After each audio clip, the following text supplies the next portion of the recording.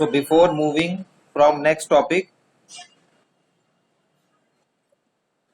जल्दी आओ भाई आप लोग. So before moving from next topic, सबसे पहले डिस्कस कर लेते हैं OSI लिंक लेयर में data link layer. OSI model की डेटा लिंक लेयर की प्रॉपर्टीज और फंक्शनलिटीज को एक बार डिस्कस कर लेते हैं, जो कि आगे हमारे नेक्स्ट यूनिट में वर्कआउट होंगी.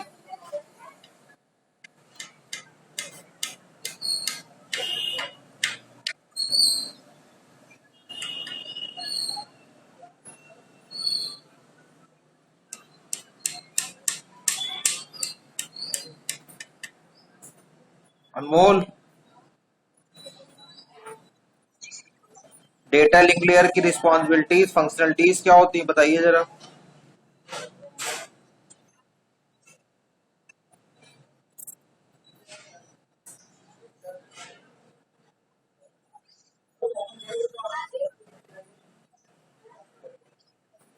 किताब खोल के कॉपी खोल के देख रहे हो है? बिल्कुल भी नहीं पढ़ते हो तुम, बिल्कुल भी.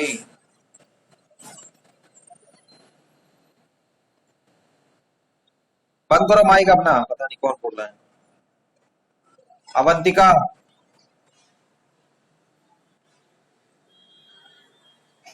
अवंतिका तिवारी.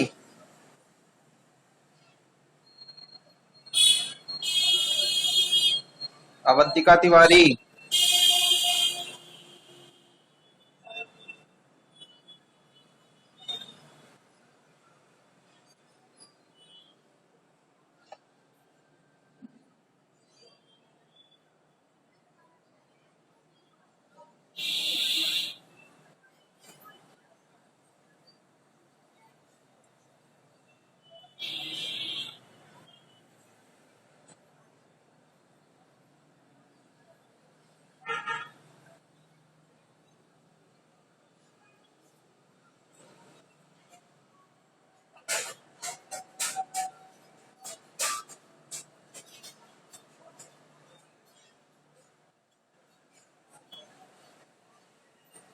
अवंतिका,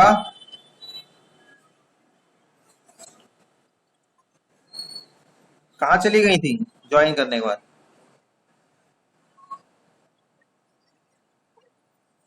नहीं, देख लो, क्लास में ही रहो, बात मत करो.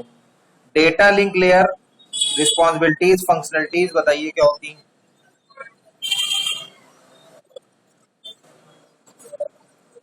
हैं? क्या हुआ?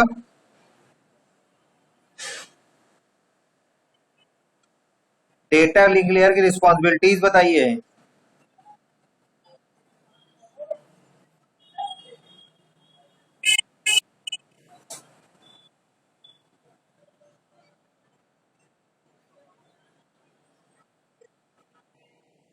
आप क्लास करने में फोन.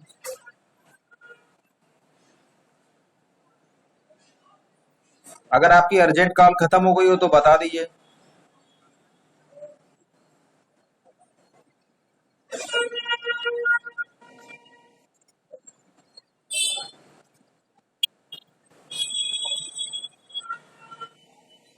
हैं? अच्छा. और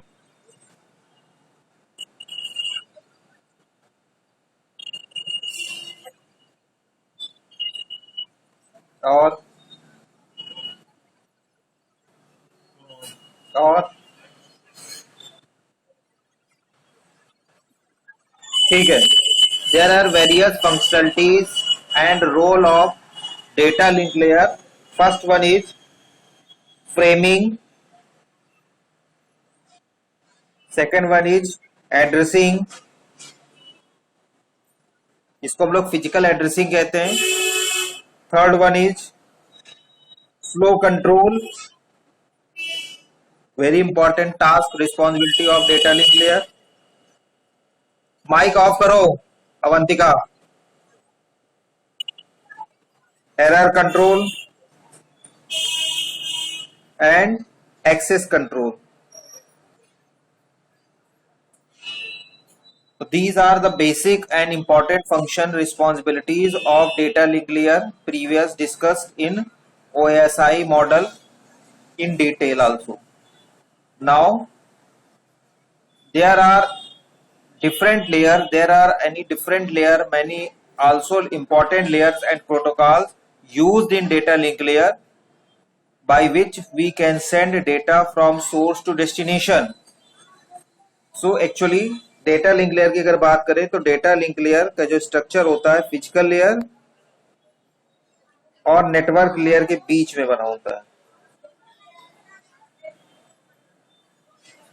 इसके बीच में डेटा लिंक लेयर होती है और data link layer two part में डिवाइड होती है. Data link layer also bifurcated in two layers, जिसको हम कहते हैं पहला वाला आपका LLC, logical link control,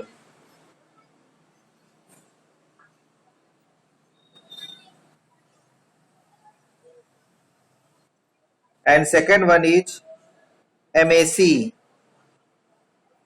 Siddharth Singh late हो गई. Medium access control.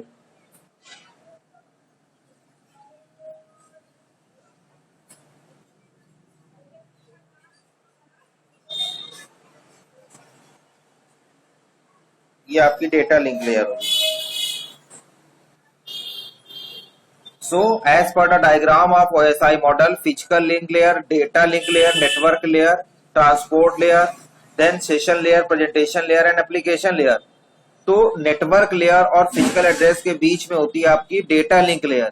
Data link layer is bifurcated into two further layers known as LLC, logical link control, and MAC, medium access control. तो अपर लेयर जो होती है डेटा लिंक लेयर की वो होती है लॉजिकल लिंक कंट्रोल. ठीक है. So the top half of data link layer is LLC sub layer.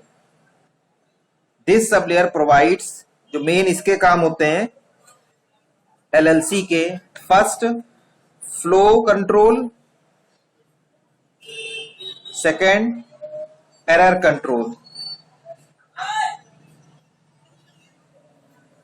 These are the basic function of LLC, जो कि हम लोग ने अभी पढ़ा डेटा लिंक लेयर में कि इनके क्या फंक्शन होते हैं. लेकिन जो डेटा लिंक लेयर है ये फर्दर सब लेयर में बाइफरकेट होती है. तो जो flow control and error control है ये दोनों काम है LLC के, जो कि अपर पार्ट है डेटा लिंक लेयर का. ठीक है. LLC layer is concerned with transmission of data between source and destination without involving the intermediate node. Okay, there are also many important facilities, services provided to the higher orders of layer. इसी के continuation में interface to upper layer,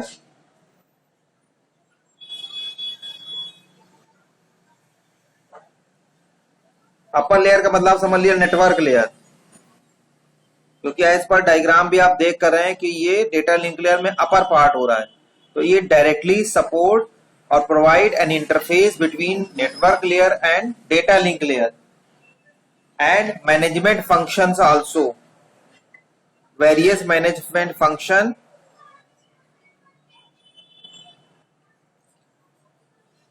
this all are carried out in data link layer with the LLC, logical link control sub layer. इसी के through सारा function आपका control होता है. ठीक है. साथ ही साथ कनेक्शन ओरिएंटेड सर्विसेज प्रोवाइड करता है. एक्नॉलेजमेंट और अनएक्नॉलेजमेंट की जो कनेक्शन होते हैं, जो कि कनेक्शन लेस सर्विसेज में होते हैं, उनकी भी फैसिलिटी को ये प्रोवाइड करता है. नेक्स्ट आता है आपका MAC,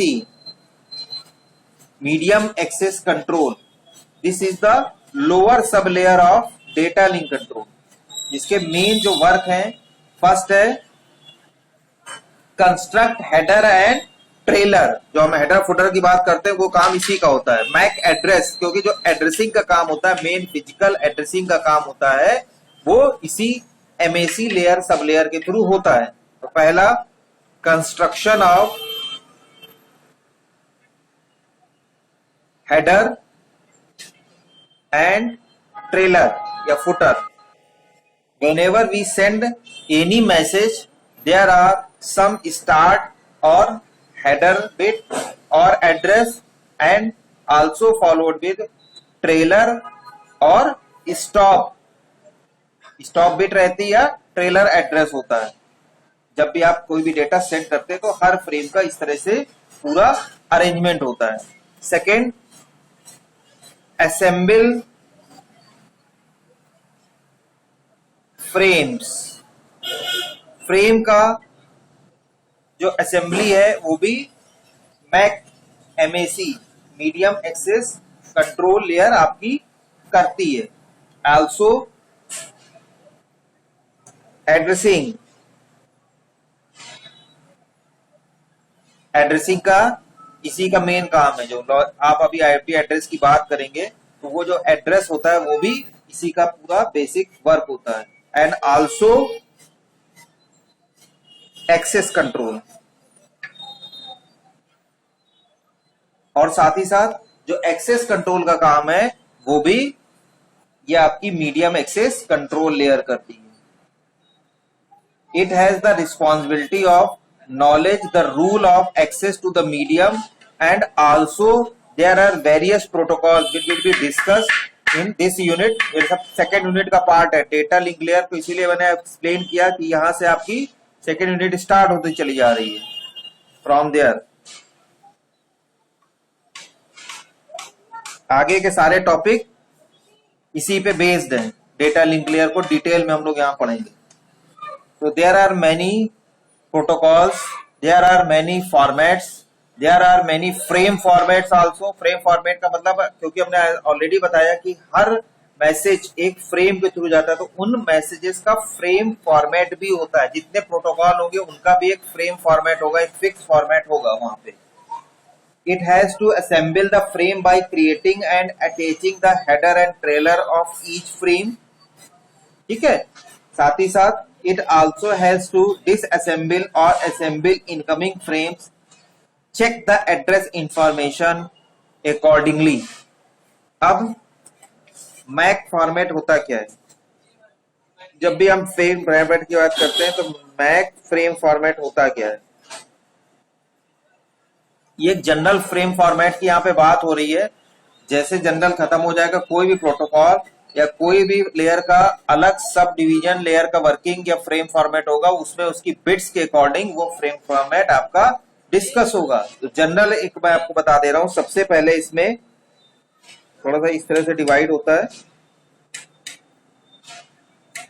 कंट्रोल हेडर होता है यहाँ पे. अभी इसको डिस्कस कर लेते हैं. कंट्रोल हेडर यहाँ पे होगा. फिर सोर्स एड्रेस होता है. ओके. उसके बाद डेस्टिनेशन एड्रेस होगा.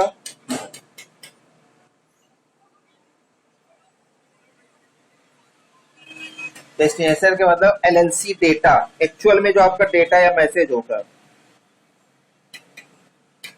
और साथ ही साथ सीआरसी जो कि आपका एरर के लिए कोई कोड होता है. साइक्लिक रिडंडेंसी चेक एक फील्ड होती है जो कि एरर को टैकल करती है. सीक्वेंस को करना, सेट करना, इसमें different other properties methods are carried out during the error checking. तो सीआरसी का मतलब एक अलग से बिट रहती है जो कि एरर चेक करने को हम लोग इसमें एक्स्ट्रा बिट डालते हैं. उसमें डिफरेंट कॉन्सेप्ट होते हैं. कुछ एक्स्ट्रा जीरोस हो जाएंगे, कुछ एक्स्ट्रा 1 हो जाएंगे, साथ ही साथ कुछ इटैलिक फॉर्म में आएंगे. वो डिपेंड करता है कि डेटा का टाइप क्या है, कितना सोफिस्टिकेटेड डेटा है. And also with the communication of sender and receiver, दोनों के कम्युनिकेशन से, दोनों के परमिशन से ही ये आपका सेट होता है. So MAC layer gets a block of data frame format from the logical link layer which is above layer of MAC layer. क्योंकि लॉजिकल लिंक जो लेयर होती है वो लॉजिकल लिंक कंट्रोल लेयर या लॉजिकल लिंक लेयर भी हम लोग इसको बोलते हैं, ये आपकी अपर लेयर होती है और ये इसकी लोअर लेयर होती है. The MAC layer then forms frames which are often called protocol data unit. इसको फ्रेम को हम लोग टेक्निकल टर्म में बोलते हैं protocol data unit, PDU. Protocol data unit, कहीं कहीं किताब में वैसे तो हम लोग फ्रेम कहते हैं, लेकिन आपको ये भी मिल जाएगा। Protocol data unit, the most generic format of the frame is here. This is the control header, control information needed for MAC protocol.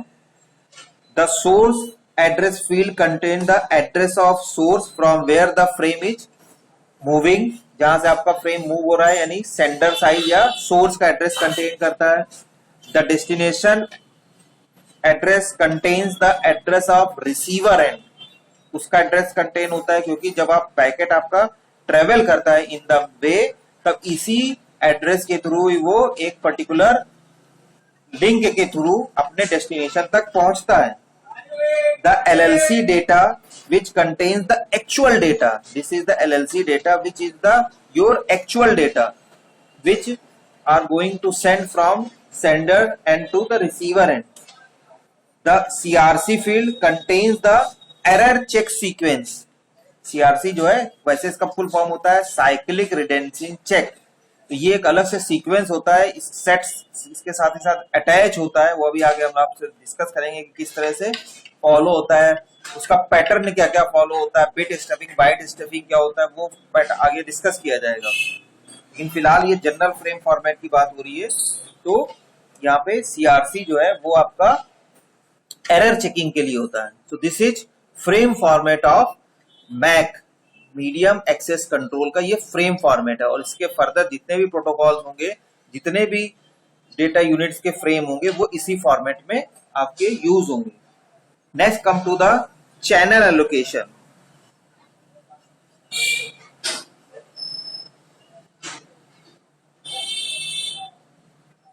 Channel allocation, channel allocation का मतलब ये पहले समझना इसलिए जरूरी है कि whenever you are sending any data in the form of frame, then you required a proper एक चैनल आपको चाहिए होता है, by which चैनल या लिंक, या आप कह सकते हैं also network resource, by which by using that you can send your data from sender to receiver। एक आपको एक प्रॉपर चैनल, लिंक, रिसोर्स की जरूरत पड़ती है, एक मीनिंगफुल पाथ। तो ये मेन जो है चैनल एलोकेशन वो मेथड है। Before discussing the channel allocation we discuss about the type of network. सबसे पहले जो कि हम लोग ने पहले शुरुआत में पढ़े थे, can anyone tell me about the type of network, कितने टाइप के नेटवर्क हैं, कोई बताइए।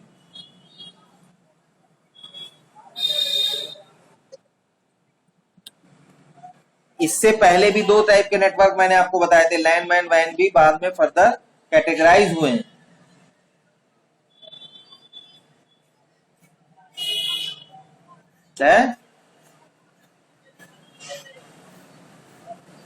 देखिए, जब भी बात होती है नेटवर्क की, जब भी बात होती है कनेक्शन की, तो सिर्फ 2 ही होते हैं, एक कनेक्शन ओरिएंटेड और एक connection less.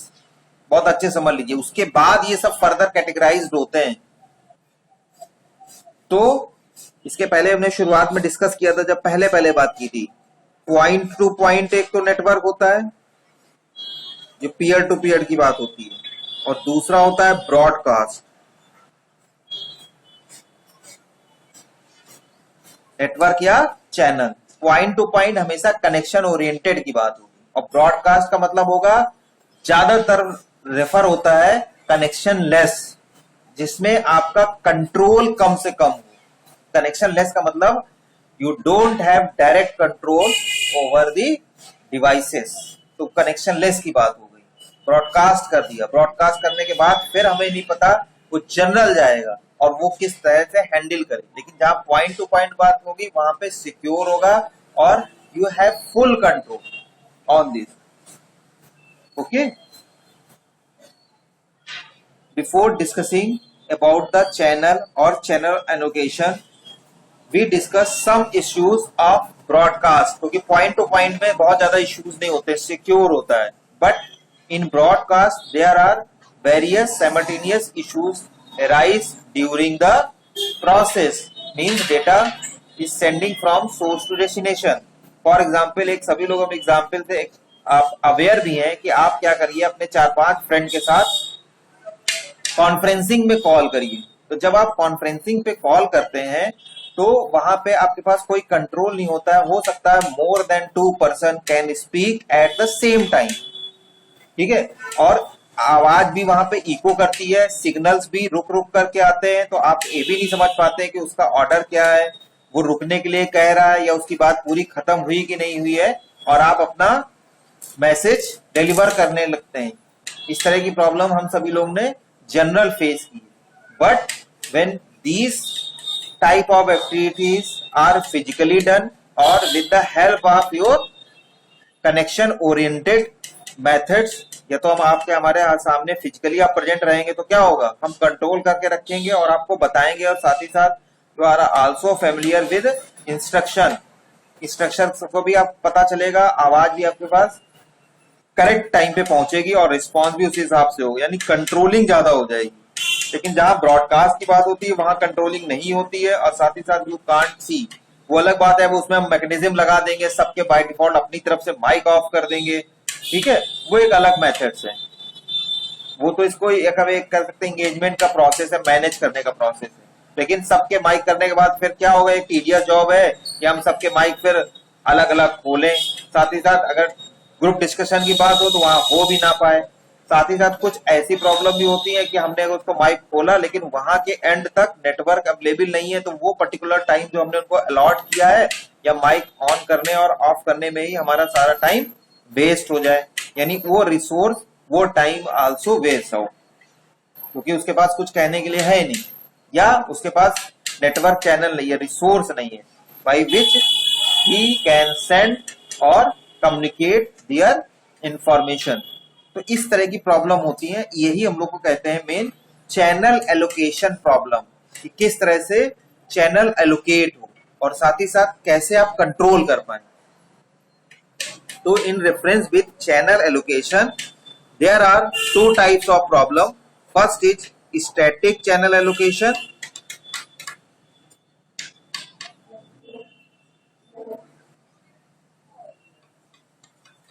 second one is dynamic channel allocation.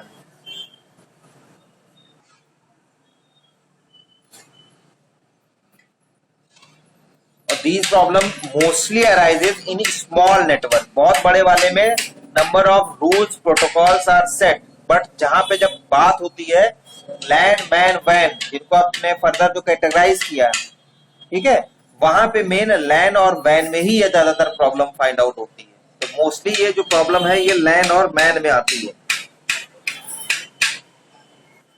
सो सबसे पहले हम लोग डिस्कस करते हैं स्टैटिक चैनल एलोकेशन।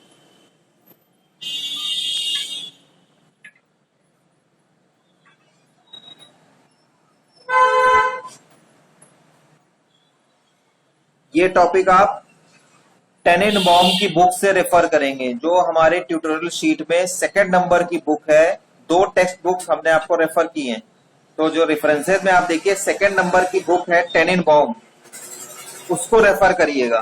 फ्रोजन भी दिया होगा, फ्रोजन में भी अच्छे से दिया होगा, लेकिन इसका explanation with democratic representation is very good in Tanenbaum. बाकी अगर आपके पास नहीं है, डाउनलोड नहीं कर पा रहे हैं, या कोई और आपके पास रीजन है, तो आप उससे भी पढ़ सकते हैं। लेकिन मैटर जो कि हम इसलिए आपको सजेस्ट कर दे रहे हैं कि मैटर कहाँ आपको ज्यादा अच्छे से मिलेगा, तो टेनेनबॉम की बुक में ज्यादा अच्छे से दिया हुआ है और एक्सप्लेन भी किया गया है। So static channel allocation in LAN and MAN, traditionally way of allocating a single channel such as suppose telephone, जो आपका ट्रेडिशनल सिस्टम है, among multiple competing user is with the help of frequency division multiplexing। इसी के through सारा process आपका carry on होता था। If there are n users, the bandwidth is divided into n equal size portion, each user being assigned one portion।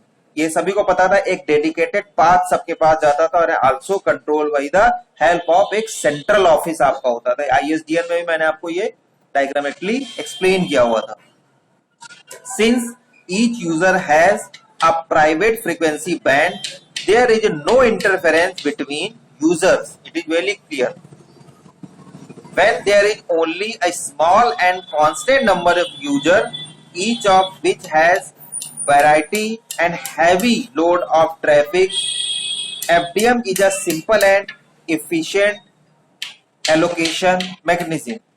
However, when the number of senders are large, जब बहुत ज्यादा हो जाते हैं, and continuously varying of the traffic is bursty, FDM presents some problems. Frequency division multiplexing की limitation जब लोग discuss की थी तो ये भी यही था वहां पे. If the spectrum is cut up into n regions and fewer than n users are currently interested in communication, a large piece of valuable spectrum मतलब resource है will be wasted. If more than n users want to communicate, some of them will be denied permission for lack of bandwidth.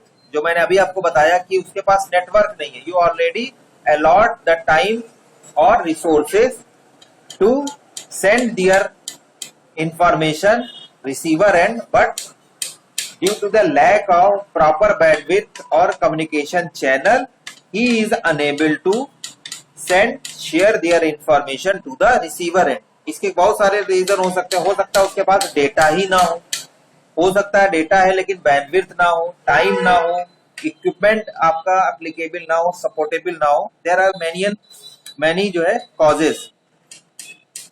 Even if some of the user who have been assigned a frequency band hardly ever transmit or receive anything. कभी कभी ये भी हो जाता है due to the traffic also. However, even assuming that the number of users could somehow be held constant at n, number of users जो आपके हैं, dividing the single available channel into static sub channel. The basic problem is that when some users are consequent and their bandwidth is simply lost also, they are not using it and no one else is allowed to use it either. Furthermore, in most computer systems, data traffic is extremely bursty. For analyzing the poor performance, using static frequency division multiplexing approach can easily be seen from a simple queuing theory. Queuing theory का मतलब जो आप Q में लगे होते हैं. Suppose there are, आप कह सकते हैं mean delay time t for a channel and capacity जो है उसकी इक्वल टू c बिट्स पर सेकेंड. टी आपका टाइम है, सेकेंड में या मिनट में जो भी आप देख ले, वैसे टाइम की यूनिफॉर्म जो यूनिट है वो सेकेंड होती है. एंड अराइवल रेट इज, जो फ्रेम आपके आते हैं वो arrival rate equal to lambda frame per second. Suppose करिए ये अगर डेटा एक आपको मिल रहा है, each frame having a length drawn from an exponential probability density function with mean that is already calculated 1 upon mu bits per second या bits per frame जहां की बात कर रहे हैं. With these parameters, the arrival rate is lambda frame per second and the service rate is mu c frame per second. From queuing theory,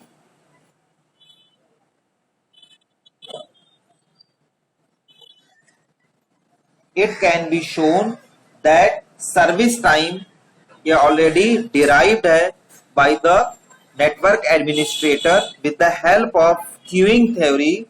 T equal to जो time आप होगा 1 upon mu C minus lambda. ठीक है, जो mu है वो क्या है, एक्चुअल में एक्सपोनेंशियली आपकी जो प्रोबेबिलिटी है with mean 1 upon mu bits पर सेकेंड. ये आपको इक्वेशन ध्यान रखनी पड़ेगी. ये टाइम आपका सेकेंड में यहां पे आ जा रहा है.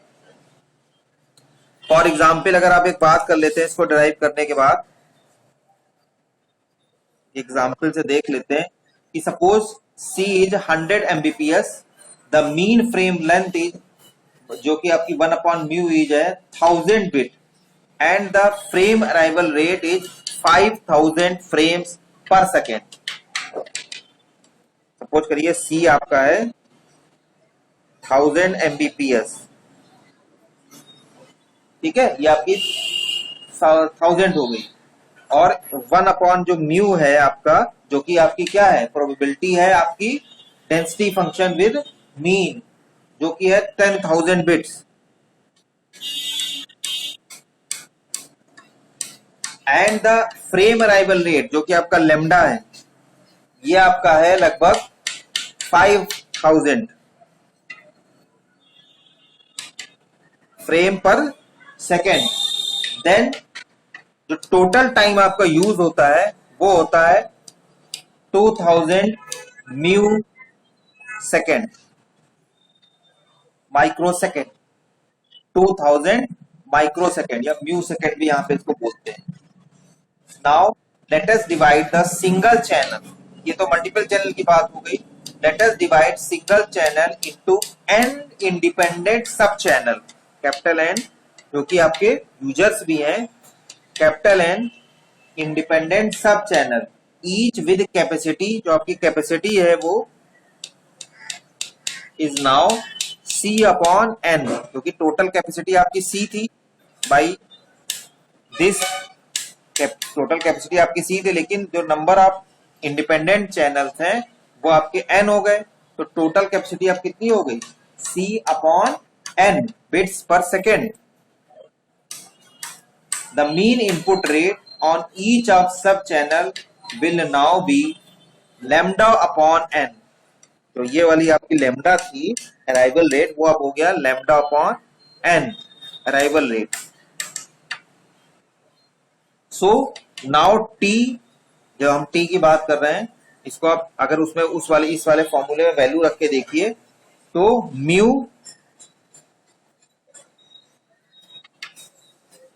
यहां पे रखिए, और जहां आपका C है तो C आपका हो गया C/n माइनस ये आपका था लैम्डा, और यहां लैम्डा आपका बन गया क्योंकि चैनल आपके डिवाइड हो गए n फर्दर यूजर में, ये आपका हो गया λ/n। इसको जरा सॉल्व करिए, 1/μ, और ये नीचे से आपका n कॉमन हो गया, ये हो गया आपका C माइनस लैम्डा, या n आपको ऊपर चला गया n mu C minus lambda, यानी इस और इस इक्वेशन को आप अगर रिलेट कर देंगे, this equation and this equation, तो इसका मतलब क्या हो गया, जो T आपका है वो हो गया n ऑफ T, और T को यहां आप कह सकते हैं, अब जो आपने फ्रीक्वेंसी डिवीजन मल्टीप्लेक्सिंग का कॉन्सेप्ट यूज कर लिया, तो TFDM equal to n number of user, और जो आपका एक चैनल के लिए यहाँ पे टाइम कैलकुलेट किया था, और जब n चैनल हो जाएंगे तो वो उसमें मल्टीप्लाइड हो जाएगा। तो जो आपकी फ्रीक्वेंसी का काम ये होता है कि जो है उसको बाइफरकेट कर देना, फर्दर डिफरेंट चैनल में आपको अलॉट कर देना। तो this is concept of channel allocation to different users in statically. Next come to the dynamic channel allocation.